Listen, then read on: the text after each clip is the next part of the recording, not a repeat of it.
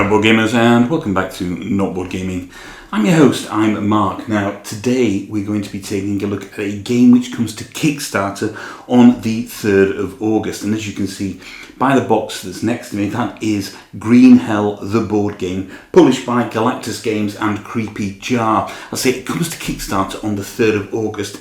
Check the link in the description below, and it is obviously based on the wildly popular PC and console game Green Hell, which is the survival game which is set in the jungle. Everything is trying to kill you. If you played survival games, if you know of survival games, you probably do know of Green Hell. And what this is the board game implementation of it. And let me tell you, this game is tough as balls in a good way. And of course, being tough as balls is exactly what you want from a survival game.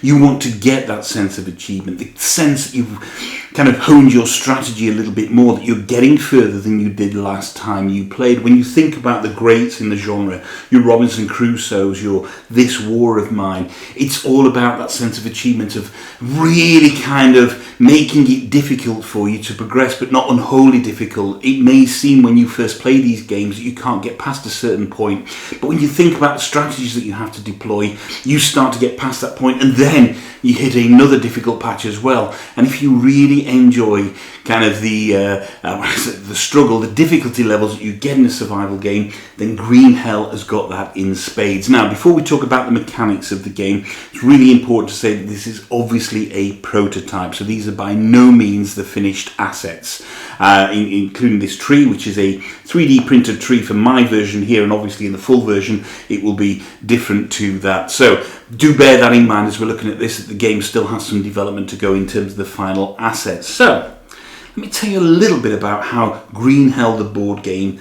plays, what you have to do, and just kind of how much fun it actually is.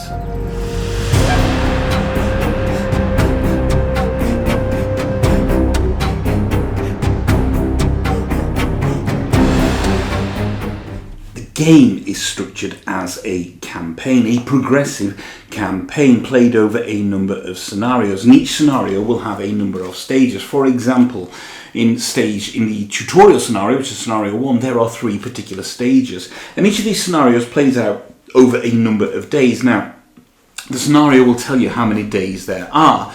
For the first tutorial scenario, there are 8 days. However, you then reduce that number by 1 for each character that you're playing. Now, as a solo player, you can play it through solo. It's difficult.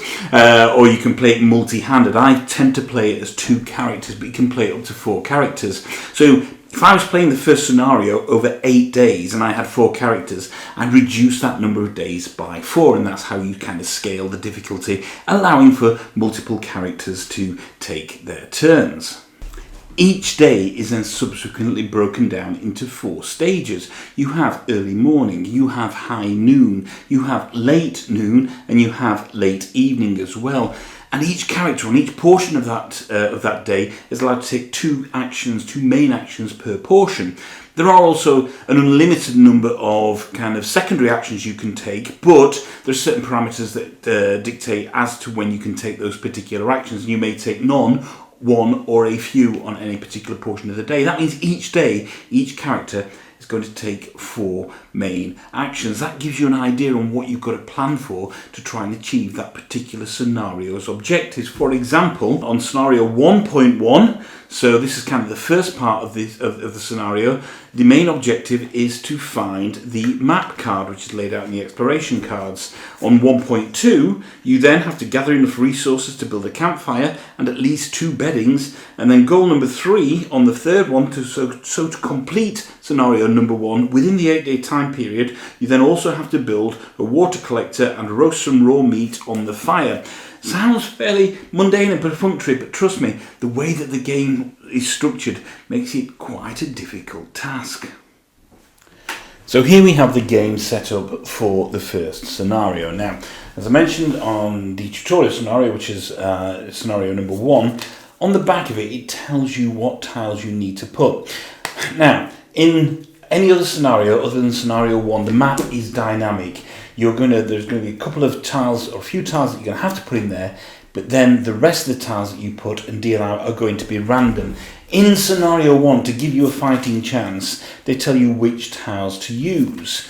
And there's a particular layout. You're going to put a camp tile in these top 3 somewhere, shuffle it, put them there, and then put the rest of the tiles out, and then you'll start on the map.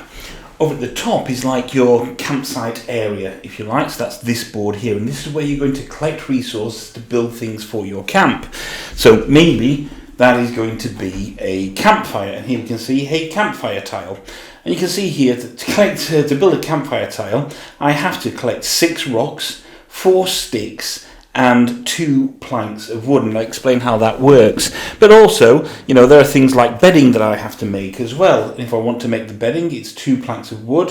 Here we go, 2 planks of wood, and also 6 of these ferns. And that's part of the game. The big part of the game is collecting the right resources to make the correct things for your campsite. So when you've made your particular campfire, you will put it on the board, and therefore that will always be there. There's the exploration tiles down here, as I mentioned. In the first scenario, that use particular numbers, although they are shuffled, and you lay them out in a particular order. For subsequent scenarios, bar a few tiles, you're going to use random tiles to shuffle them and lay out your map, and that map will change depending on which scenario you're in. And therefore, that's kind of a dynamic thing. You're never going to play exactly the same way twice. Over at the top here, we can see these various tiles, which are resources that you're going to collect, which are here. And you collect those in a number of ways. First of all, you go harvesting. It's a key action that you do. So depending on the map tile you're on, you can harvest, and that will tell you which of those you can get, and then you can store it into your backpack until you move into the camp. Or you can search as well, and for searching you're going to roll a number of dice, and here we go, here are the dice here. You're going to roll these, and this will tell you exactly what you found when you're searching, and that will enable you to get items that you can't get from harvesting. Now when you get items, you're going to initially store them in your backpack. If we look down onto the 2 players here, we have Isabella Sarni and we have Mackenzie. They're slightly asymmetrical, although all this part of the board is the same. Each of the characters is slightly asymmetrical. For example, Isabella Sarni is on a site rotation, and her particular skill is first aid. And it says, using medicine does not require spending an action. So she can use medicine for free if she has some medicine. If we look at Mackenzie over here, he's a happy camper. And he's got tracking, so you can spend an action to set up a temporary camp in your location. And that can be really, really, really useful, because that can dictate how much energy you restore to yourself at the end of each day. So when you then go out and you collect your resources, on this part of the player board, you can see this kind of grid here is where you're going to place them until you can store them at a camp when you've established your camp. So when you collect them, you're going to put them into there. Now, of course, this is kind of like some form of Tetris, and in the early game, it doesn't really matter that much, because you can start placing your resources wherever you want. You will have plenty of room.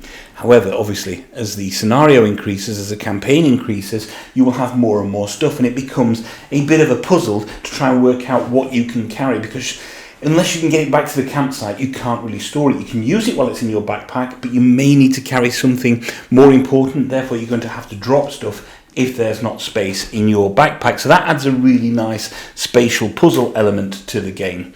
So if we look down here at the actual player board itself, then we have 2 main things down here. We have hydration, which is at the top here, and on each of these 1, 2, 3, 4, 5 places for hydration, there's 2 spaces. And your hydration, every time you use water or don't have water and need it, you're going to knock that down. And underneath is energy, and of course energy allows you to potentially take actions and take more actions. When you spend energy, that moves down, and eventually when you run out of energy, you're going to have to pass and sleep the night away somewhere. Depending on where you sleep, depends on how much energy you get back in the next day. For example, if you sleep outside a camp, you can only recover to the maximum of 2. So even if you sleep and you've got 4 and you haven't expended all that energy, when you wake up the next day, if you slept outside camp, you can only get back 2. If you're sleeping in a camp here, then you will get back the full 5. However, if your hydration moves down, so if your water moves down to, let's say I've used my hydration to there, my energy has to correspond with that, so I can never have more energy than I've got hydration. So that becomes a neat little puzzle as well. Now here, you have these 4 columns here, and these are aligned to the particular statistics of the character you're using. We have strength, we have stamina, we have stealth, and we have sanity. And they all have slightly different. Now, obviously in the prototype, these are marked by dice. I should imagine that in the main game, when it's published, they will be marked by something else. And these are your base figures here. You can increase your strength at any point by potentially crafting a weapon or a particular item. So, say for example, I managed to craft this particular spear here. Here we go. And I've used all these resources to craft this particular spear. If I'm equipping that, that increases my strength by 3. So that would give Isabel a strength of 7. That's particularly useful when it comes to carrying items and, of course, if there's any combat. However, another way to boost your abilities as well is to craft something called ayahuasca. So you're going to do that by harvesting for various mushrooms. When you have enough of the mushrooms, you can then craft ayahuasca, and then you're going to roll the ayahuasca dice and you're going to find out how that affects your particular attributes. So maybe it's going to move up your strength, or it's going to move down your health, and you're going to keep track of that throughout the game by moving these little cubes up and down. Again, bear in mind this is a prototype. Hopefully in the main game this will be dual layered boards, etc. So that's roughly how the player boards work. You're going to go on the map, you're going to collect the resources, you're going to store them in here, you're going to use particular crafting actions. So maybe you're going to use resources to either craft equipment for your camp or for weapons, etc. And then you're going to store them, and you're either going to store them here, or you can just store them in the camp once you've established your camp. And over here on the board, on this side of the board here, you can then store your resources. Say I've got a stick here, and I've got back to camp, and I put all my sticks in camp. And I've got 6 sticks. Rather than putting 6 sticks in camp, I just put that on the number 6, and that means I've got 6 sticks in camp. At the top here, you have your marker for your various day phases. So as I mentioned, we have early morning, we have high noon, we have late noon, and we have late evening. And those are the phases that you're going to track throughout the day there. And then over here is the tree. And the tree is actually a mechanism which allows you to randomize what happens at the end of the day. And what we'll do is, when we play through a round in a wee while, I'll show you exactly how the tree works. Cubes are going to fall down there, and they're either going to fall to the front or fall to the back. Whichever way they fall, they can have particularly nasty consequences for you. So that's the layout of the board there. Let me take you through a round of gameplay in Green Hell, the board game by Galactus Games and Creepy Jar. Okay, so what I'm going to do is take you from the end of the first day through a round into the second day, and then to the night of the second day. That'll make sense, and that's because I want to show you how the tree works, and the tree doesn't really kick in properly until the end of the second day. So we're now at the night phase of the first day, and as you can see on the board here, we've got some little glass cubes that I've placed, which is where I've done a harvest action. So the first thing you do is remove those little glass cubes, and that means those tiles are now free to be harvested in the next day. If I was in the camp, I could place any resources that I've got into the camp storage. Now I've removed the camp from the board, from the table, just to create some space here. I didn't make it to the camp, so the camp is going to be one of these 2 remaining tiles here, so I've still not completed my first objective by the end of the first day. Now what I can do now is perform a free craft action, and crafting allows you to use the resources you got to create something new. If you do it as part of your actions in the game, you have to spend an energy. But in the night phase, each player can perform a free craft action, and you don't have to spend energy to do it. You can perform additional craft actions in this phase by spending some of your energy if you want to do that. Now, during my first day, my Mackenzie here managed to craft like a stone blade, if you like. So he's already crafted that stone blade, whereas Isabel has got some resources, but she hasn't managed to craft anything. So to craft, what I'm going to do here is, first of all, for Mackenzie, for his free craft action, he's got a stone blade. I think Mackenzie actually wants to get some form of axe. And here we go, you can see the axe is here. Right, so if we look at the symbols that are on the axe itself, it says here that what I have to do is I have to have a stick, I have to have this kind of vine thing here. Plus, I must have already crafted what's on the back, and I have. Mackenzie has already crafted that. So what I'm going to do is in Mackenzie's inventory, we have a stick, so we're going to put that into the supply, and we have a vine. So there we go. So I'm going to put those back into the jungle, so to speak, and I'm going to take this particular stone blade and I'm going to flip it over to the other side, and now Mackenzie has an axe. And he's going to put that in one of his hand slots here, and that also increases his strength by 1. So he's now got a strength of 8, which is really good. Look at Isabel's crafting action. She's got nothing there. So I think the first thing she's going to do now is she's going to craft a stone, like a stone tool, a stone implement. And there we go. If you look at the stone implement, it says that she just needs 1 rock. Well, she got a rock from her search action. So there we go. We discard that, and she can now have that. That means she's free now if she has the resources to craft an axe. She doesn't have a vine, so she can't do that at this stage. So that is both of the characters' free craft action done in the nighttime phase.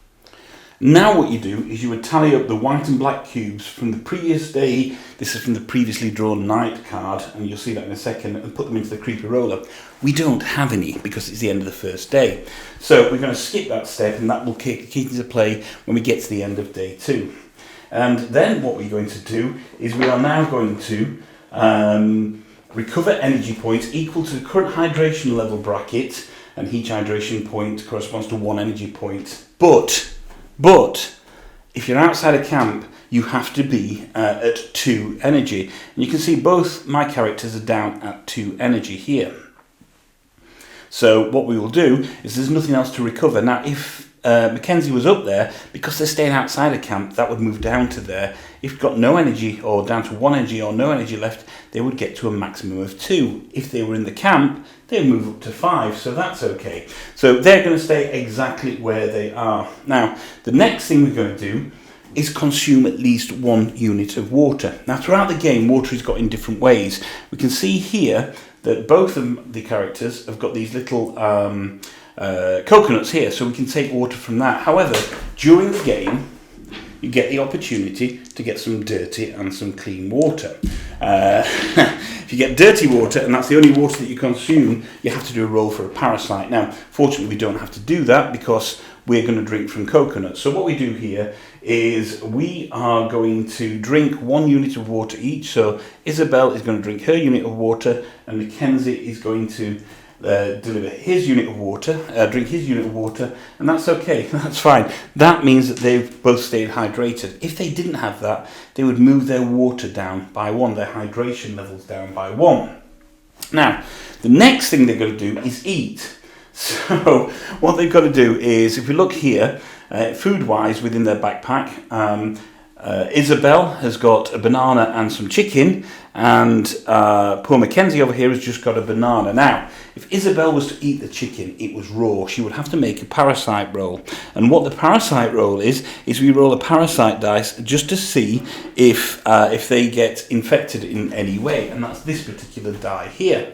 So if they were to roll that die and it landed on this particular face, which had blue on it, they would take a marker cube and they would put it on their parasite on their board as a particular parasite, so down here, and that would affect them how they play the game. However, they're both going to eat a banana, so that's their food done there, and that's okay. Now, if they didn't have anything to eat, they would lose an energy point at that point, so that's okay. Now, overnight, bananas perish, so any bananas you have in your backpack perish if you don't use them. So if you've got bananas, it's great to eat them, and that stays your energy off. The final thing we're going to do is we're going to draw the top night card. Now, you're going to do this at the end of every night, and this is going to start setting up the tree for what you have next. So if you look here, it says, and you're looking for the number of white cubes that you've got in the creepy tree. Now, the first night we don't have any, so it's 0 to 2.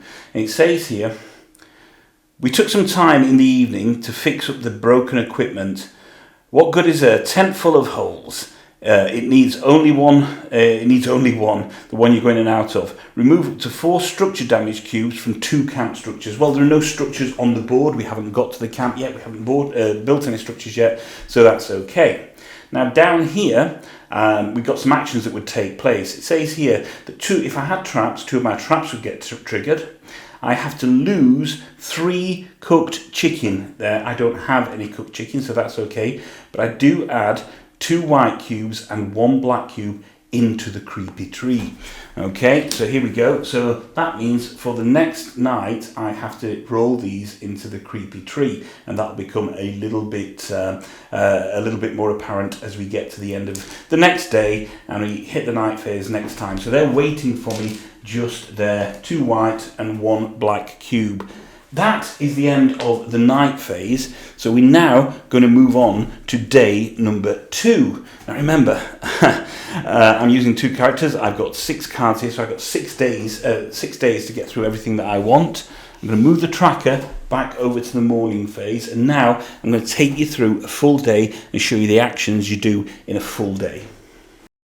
So now we're on day 2, and what I'm going to do is briefly run through the main actions you can take on in the game and how the different phases of the day affect you. So in the early morning, you get a hunting boon there. So if you're harvesting animal icons, and that would be, if we look on the board, this one up here, it would yield 1 extra resource. Also, if you're well rested, i.e. if you spent the night in upgraded bedding, you get an additional movement point. You generally get 2 movement points. If it was high noon, which is the brightest sun, when you're doing your search action, it'll allow you to re-roll 1 search die. If it's late noon, which is lazy afternoon, you get 1 free crafting action if you eat 1 unit of food.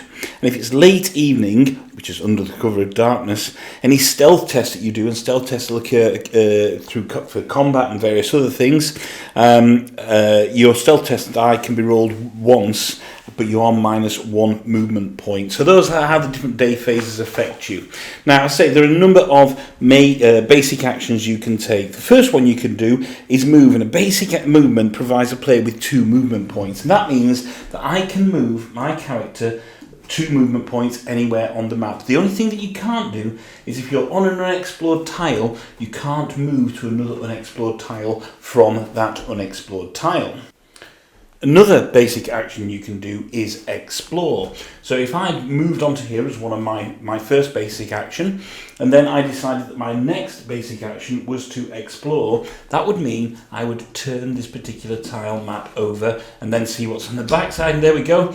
I have completed the scenario 1, which is to reach the the camp map card. So that's what I've done there, is I moved 1 for her action, and then I explored, I flipped the tile over, and that allowed me to achieve the first objective. I'll come back to that in a second because I want to show you something on one of the tiles here.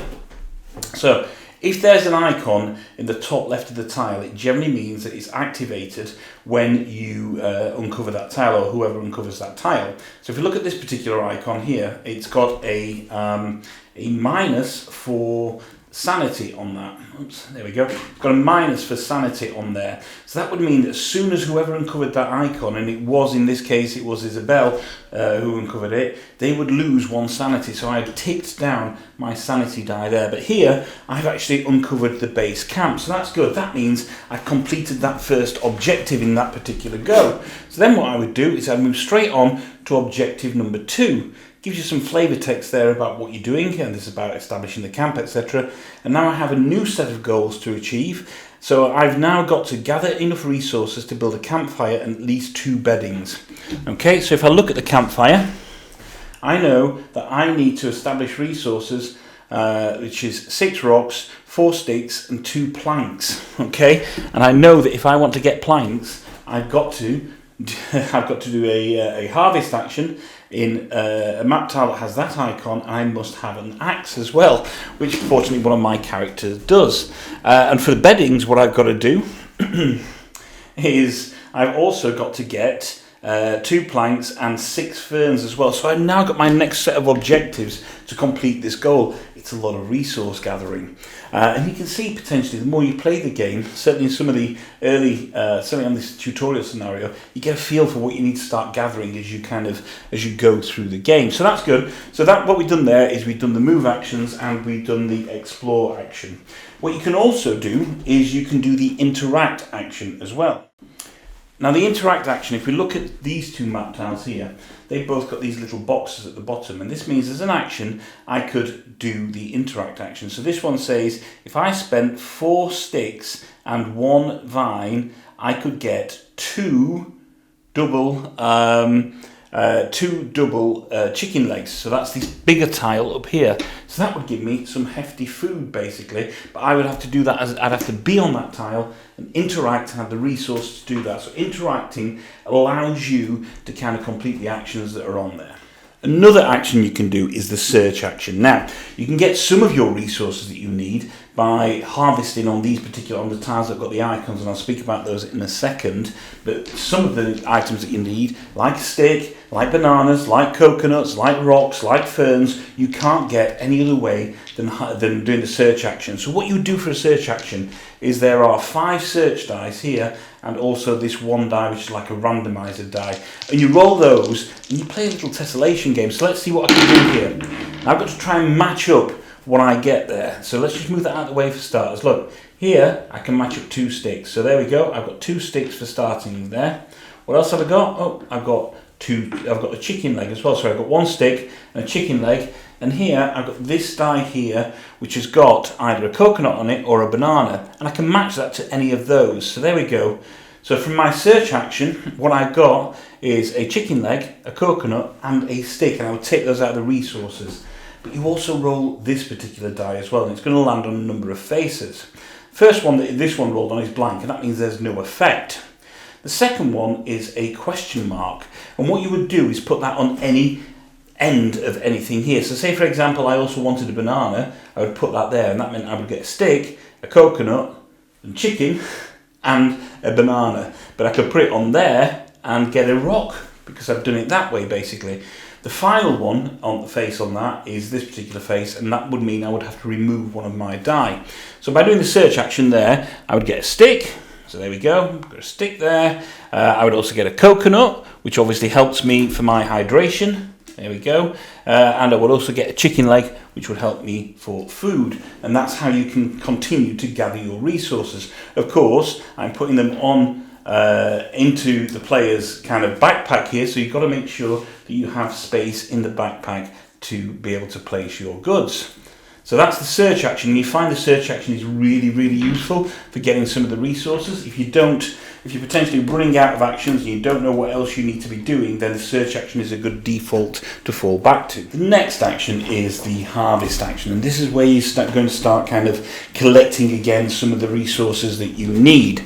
So if you look on here, for example, on this particular card, you can see it's got some icons on here, and this allows 2 searches of this particular type. You see, each of the goods that you can get from harvesting has an icon up in the top corner. Here we go, this one has got that particular icon on. Admittedly, I need an axe for it to be able to harvest that, but that plank has got that there. That means that if I took the harvest action on there, I could then take one of those resources. So let's say, for example, because Mackenzie's got the axe, so Mackenzie's moved down to this tile as his one of his actions, and then he decides to harvest. So what he would do is he would take, because he's got the axe, he could take that plank, which we know we need plank to start building stuff. He would put that into his backpack, and then you take a glass cube and you put it on there to mark that it's been done for the day.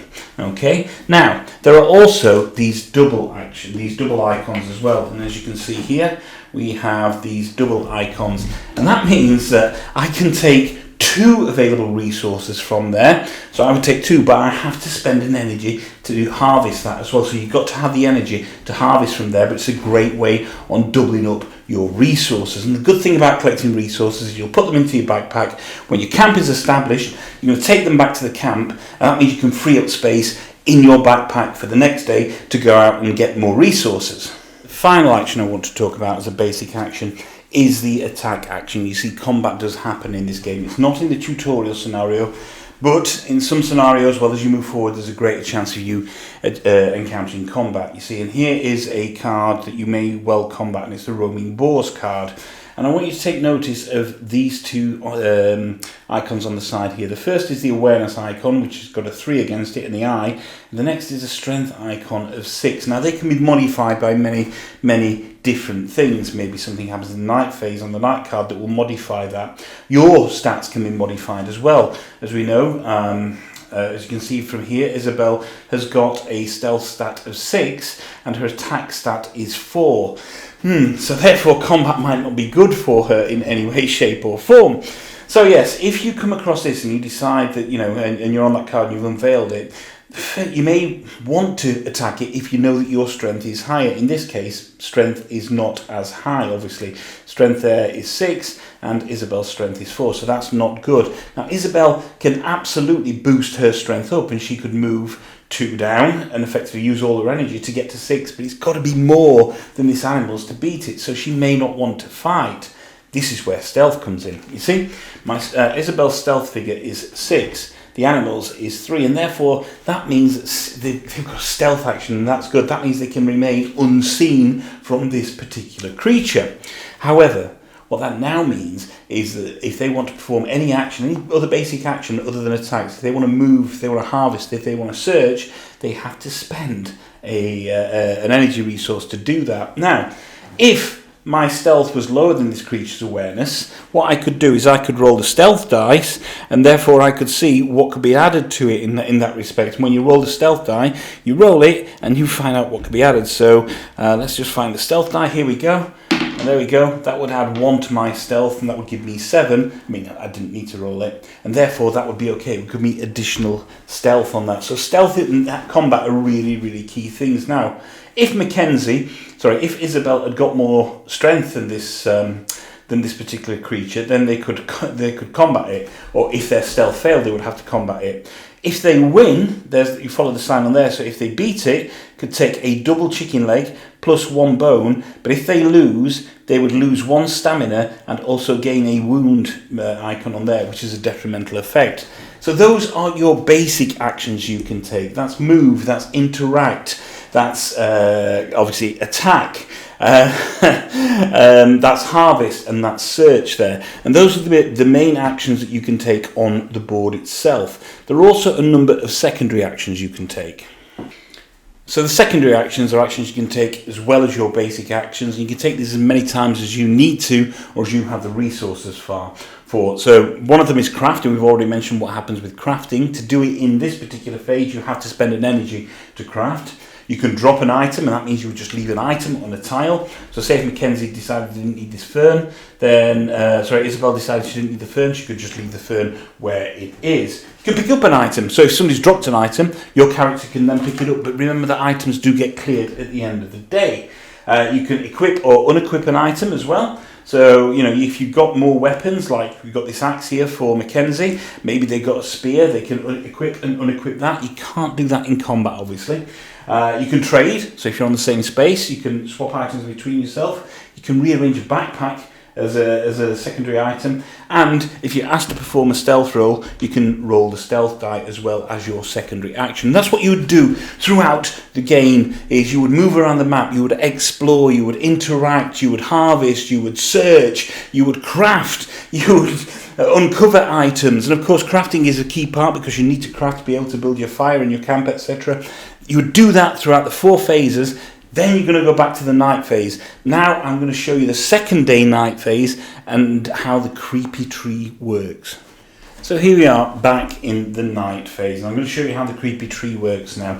So if you remember at the end of the last night phase, on the night card that we drew, we added 2 white cubes and 1 black cube to the creepy tree, and that's these here. What we do now is we're going to drop those into the top of the creepy tree, and there's a randomizer in there. It kicks some to the back and some to the front, and I'll explain what happens. Let's see. There we go. So 1 white cube has gone to the back, 1 white and 1 black cube has come to the front. Now, the black cubes are damaged cubes, and if there were any structures in the camp, I haven't built any structures yet, you would assign those as damage. Now, each structure has a level of durability. Once that damage reaches that level of durability to the structures in the camp, then those structures are removed. So you may get to a stage where you have to rebuild certain structures. There aren't any yet, so we'll put that to one side. The white cube that's fallen out the back here, what you do is that you put that back to the front there, and that's going to be dropped back in along with any cubes that I pull out of the next knight card that comes out. Then we have this one white cube here. So that's going to affect the knight cards that you draw. So if we draw the next knight card here, if it says at the top 0 to 3 here, and that's how many white cubes you have in the front. These don't go anywhere, they stay there, they accumulate over the game. So if you look at this, it says here don't drink the water. So 0 to 3 cubes, I've got 1 cube in there. So water filter does not purify dirty water this night. So if I built a water purifier, it wouldn't work and no dirty water would be done.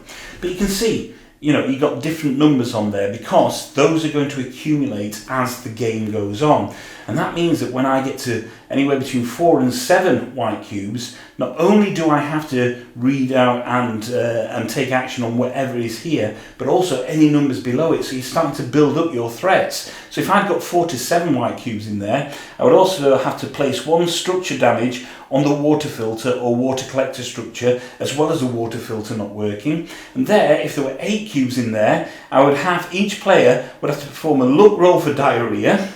We'd also have to place 1 structure damage on the water filter or water collector structure, and the water filter still wouldn't work. So as the game gets kind of further along, you start collecting more cubes to put in there from the knight cards and various things, and you're dropping them in the front, the back, and they're starting to accumulate. That creepy tree starts to become your worst enemy. I think it's a really, really cool mechanic to keep the flow of the game working. Look, that's a really kind of basic overview on what you do in a game of Green Hell, the board game. As you can see, there are many nuances to it that I haven't really covered here, but I think you'll agree that's a lot of game that you're getting there, and there's a lot of strategy that you've got to put forward. If you like survival games, then this is a must-have for your collection.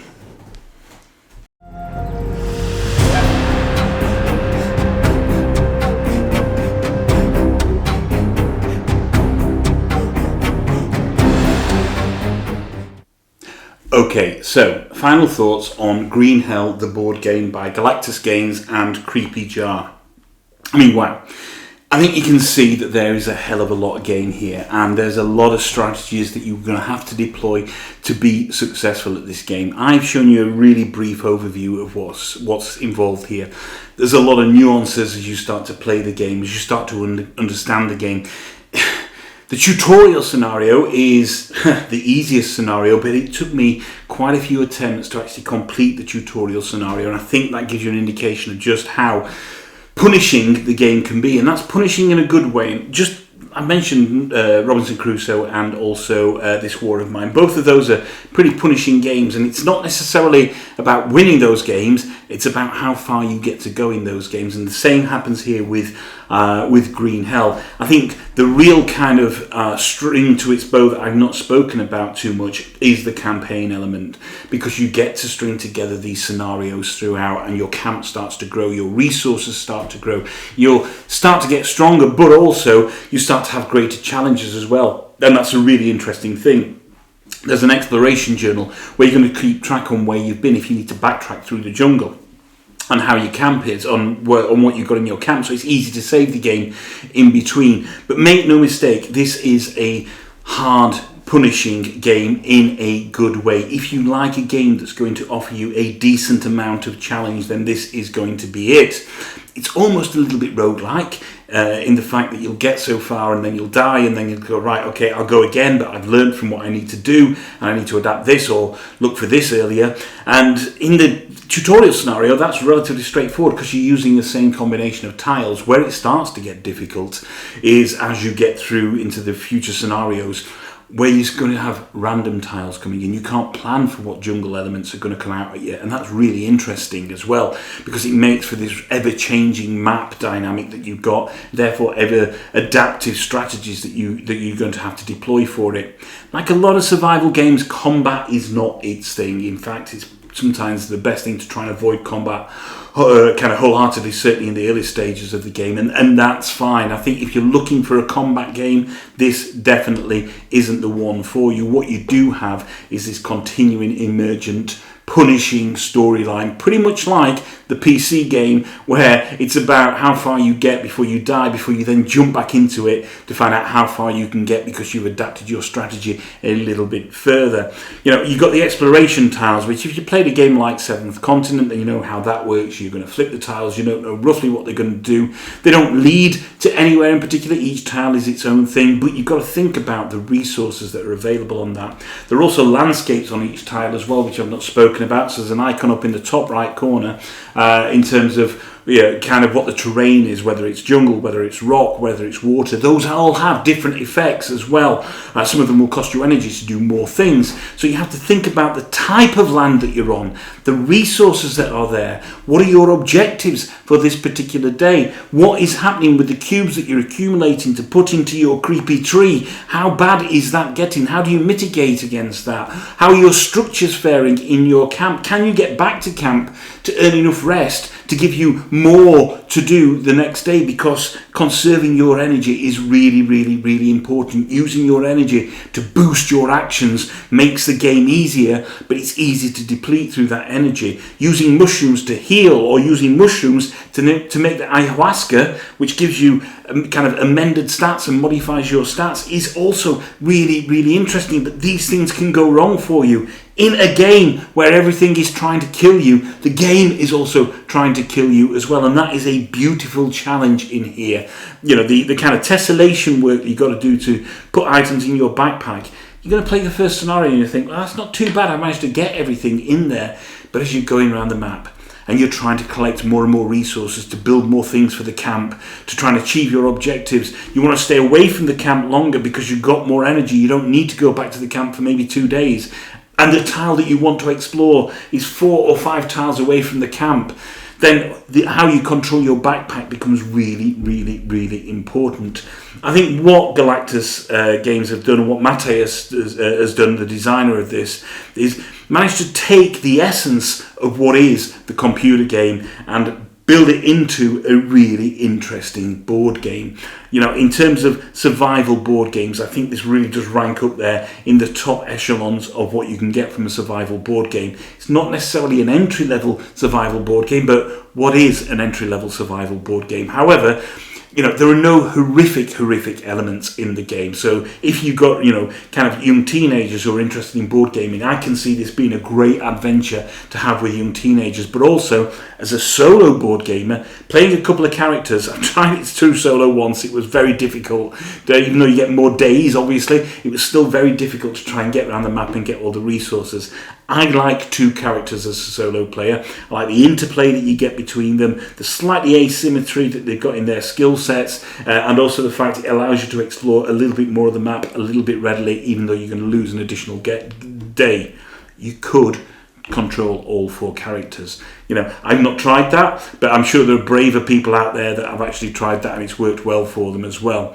So for me, I think that Green Hell, the board game, is a fantastic survival game. If you like survival games, then you seriously need to consider backing this on the Kickstarter. Obviously, the link is in the description below. It launches on the 3rd of August. I think it's, you know, in terms of production-wise, this is, remember, a prototype. We're still way away from having a final copy. And if the final copy is anything like the kind of the dedication and the artwork and the resources that have gone into this prototype, then you're going to be left with a really, really good looking, fantastic looking, high quality game with loads of gameplay that you can keep diving back into and keep pushing yourself each and every time and having these unique adventures in your ever-changing campaign. So for me, Green Hell, the board game, it's a solid back for anybody who loves survival board games. Thank you very much for joining me on this journey through Green Hell, the board game by Galactus Games and Creepy Jar, designed by Mateus Sean. Look, as I mentioned, I think it's absolutely fantastic. I think it's a great game. It's a definite back if you like survival board games. My name's Mark. This is Not Board Gaming. Thank you very much for watching this. Don't forget to like and subscribe to the channel. Check out our other videos. And one final thought. If you can't find anybody else to play with, there's nothing wrong with playing with yourselves. Until next time, bye-bye.